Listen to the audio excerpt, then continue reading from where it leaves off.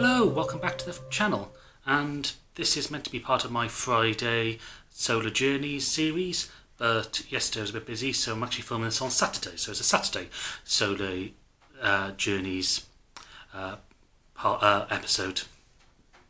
And today I'm going to talk about something a little bit different, and that's about my EV, which is now on the screen in front of you.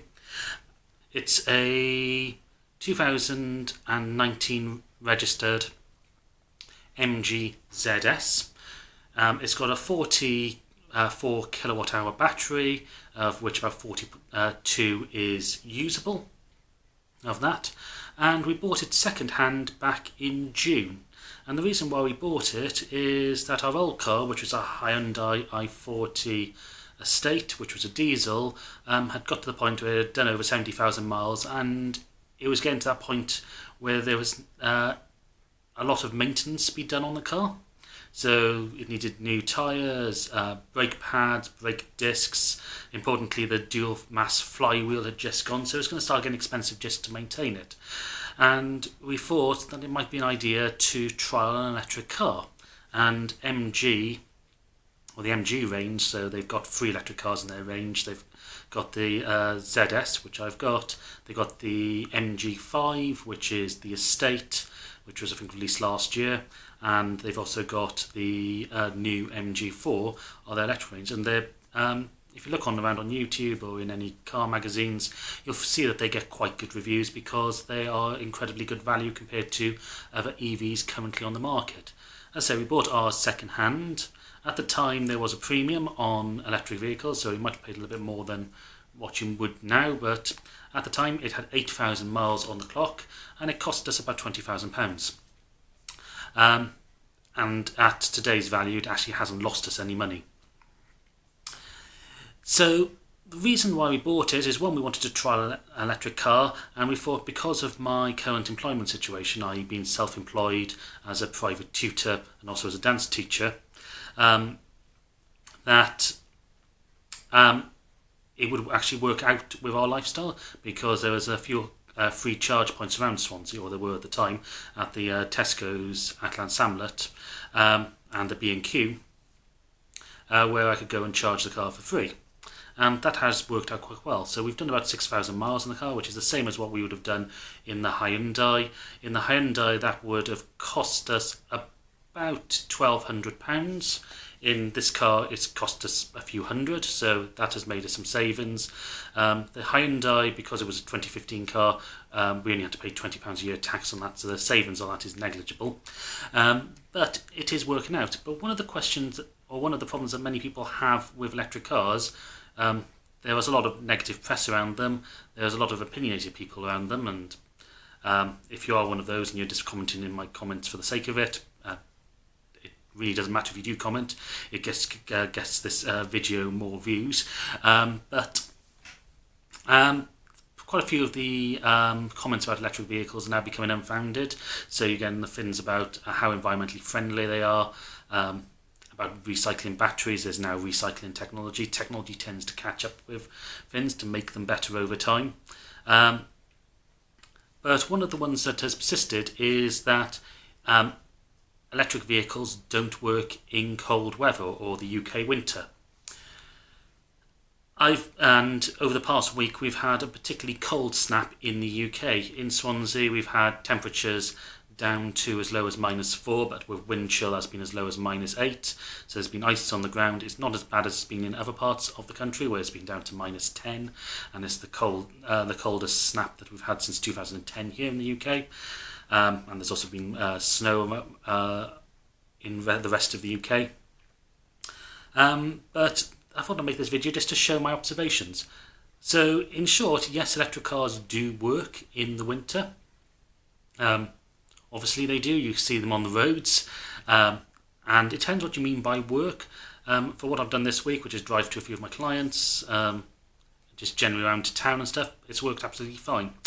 There has been some issues though due to the range of the car. So before I tell you what the actual reduction in range is, this is sort of the idea of YouTube videos, to try and keep your attention to the very end. I will tell you what the exact difference between summer and winter has been for me at the end of this video. But the reasons for this is that electric cars have less range during the winter or during colder months. This is actually the same for petrol vehicles as well. So my father's petrol car is about 10% less efficient in the winter. From his mileage, he normally gets 65 miles per gallon. He's down to less than 58 miles per gallon at the moment. So other cars are affected by this, but with electric vehicles, due to the sort of novelty of them and how new they are, there's always a lot of speculation about this. So what are the problems with electric vehicles and why have they come up? Why is this speculation out there? Well, first of all, it comes down to basic chemistry. The battery chemistry requires them, or they're more efficient when they are warm. So in the cold, they are less efficient. Therefore, they have less energy and less power because the chemical reaction that drives the current isn't as strong. So that causes a reduction. You get the general effects of winter. So in winter, you tend to have your heater on, which draws more power from the battery. You tend to also, because there are fewer daylight hours, you tend to have your lights on more, which again drains the battery. The overall air temperature is cooler, so the tyre pressure tends to be a bit lower. I know there'll be people saying you should always drive with the right tyre pressure in your car, which is correct, but it still tends to be a little bit, your tyre pressures tend to be on the lower side of the safe region than they are in the summer. Also, the cold weather means that the air density is higher, and so the car physically has to push through a denser medium, which makes it less efficient. And there's also that because the days are again colder and darker, you tend to do, instead of walking the short distances for journeys, you tend to drive them as well. And the car doesn't have time to warm up to get to that efficient state. So you are driving in less optimal, or the car has been driven in less optimal conditions. So all this can have an impact on your range. So as I say, my car's from it's actually, even though it's got a 69 plate, I think it's a 2020 car. It's not due its MOT until March 2023. So it's one of the earlier MG electrics, which means it doesn't have a preheat on the battery. So things like Teslas, I'm using Teslas because the Model 3 is the most popular electric car at the moment. You see lots of them on the road, have something called a preheat. So you can set the car, if you know you're going for a journey at 8 o'clock, you can set the car to warm up and the battery to be warm by 8 o'clock, so you get the maximum efficiency out of it. My car doesn't have that. The more modern versions, I think, do. And that makes a huge difference to the efficiency of them. It also makes a huge difference to the actual charging rate as well.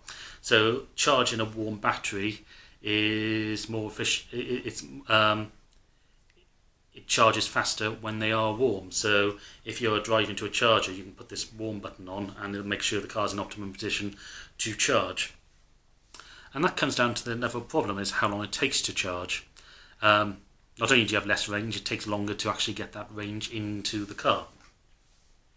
So what have my observations been during this cold spell? So as I say, the car has a 42 kilowatt hour battery, usable.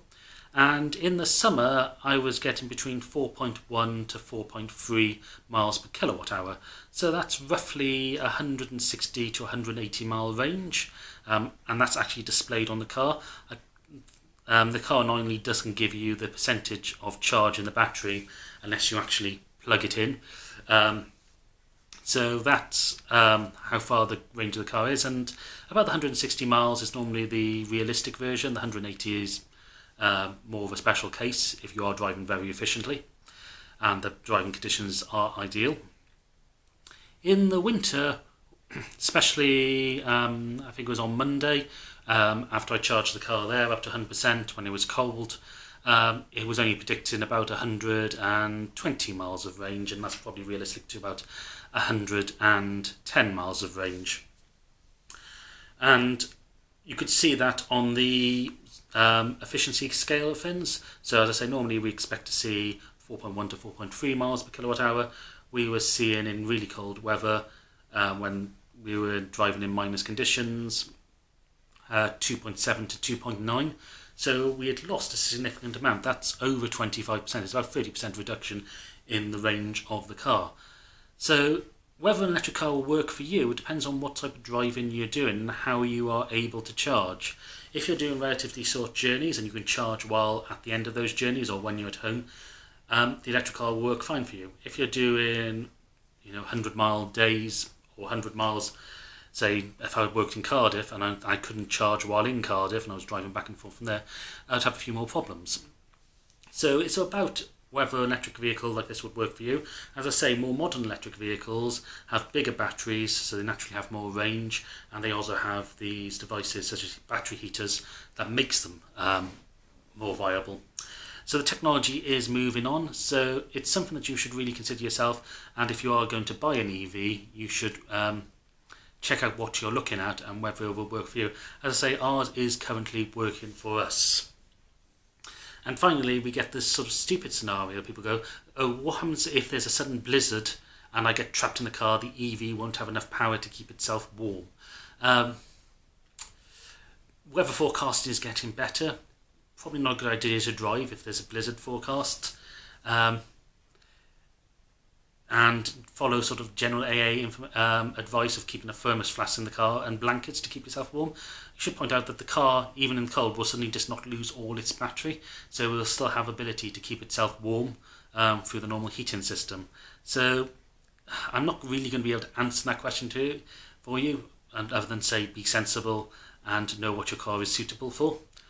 Anyway, with that, thank you for watching. Please subscribe if you haven't already, and I'll see you again in the next video.